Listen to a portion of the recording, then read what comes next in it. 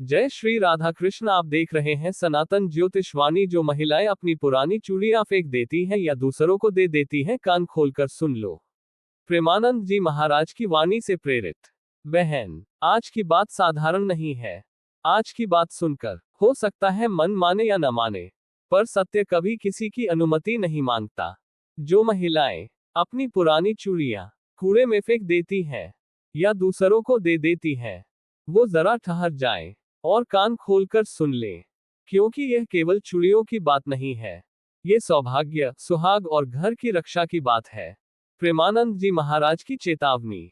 प्रेमानंद जी महाराज कहते हैं, जो स्त्री अपने सुहाग से जुड़ी वस्तुओं का अपमान करती है, वह अनजाने में अपने ही जीवन की दीवारों में दरार डाल देती है। बहन, चूड़ियां कोई श्रृंगार नहीं, चूड़ियां तुम्हारा रक्षा कवच है।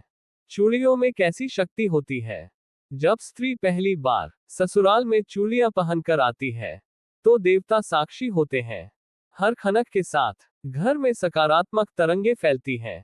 जहां स्त्री के हाथ सूने होते हैं, वहां धीरे धीरे घर भी सूना होने लगता है। हंसी से, प्रेम से, धन से। यह कोई डराने की बात नहीं, ये सनातन सत्य है। पुरानी चूड़ियां बेकार नहीं होती।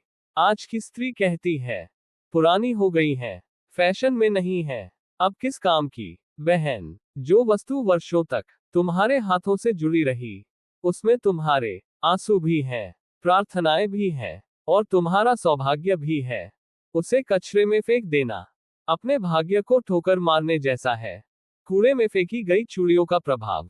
शास्त्र कहते हैं, जब सुहाग से जुड़ी वस्तु अपमानित होती है, तो लक्ष्मी धीरे धीरे घर से विदा लेने लगती है।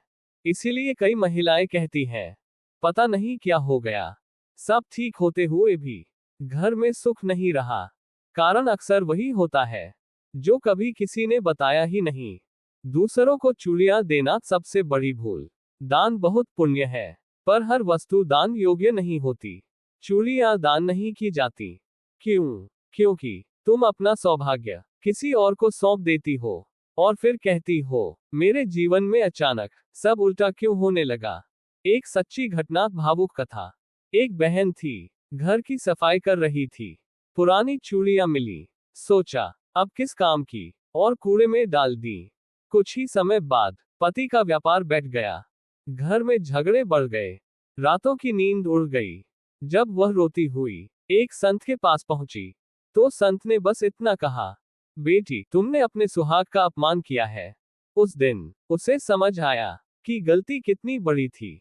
सही शास्त्रीय विधि बहुत ध्यान से सुनिए। यदि चूड़ियां टूट जाएं या पहनने योग्य न रहें, पहला नियम, कभी कूड़े में न फेंकें। दूसरा नियम, किसी और को पहनने के लिए न दें। सही उपाय, लाल कपड़े में बांधें, माता के मंदिर में अर्पित करें, या बहते जल में प्रार्थना के साथ विसर्जित करें। इतना सा करने से बहुत बड़े अनिष्ट टल जाते हैं। पुरुषों के लिए कड़ा संदेश। पुरुषों, यदि आप अपनी पत्नी की चूड़ियों को फिजूल समझते हैं, तो याद रखना, जहां स्त्री का सम्मान घटता है, वहां पुरुष का भाग्य भी घटता है। स्त्री का सौभाग्य सुरक्षित होगा, तभी घर का भविष्य सुरक्षित रहेगा। प्रेमानंद जी महाराज का अंतिम उपदेश।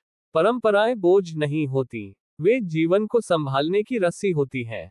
जो उन्हें काट देता है, वह गिरना तय कर लेता है। अंतिम चेतावनी। बहन, ये वीडियो केवल सुनने के लिए नहीं है, ये समझने के लिए है।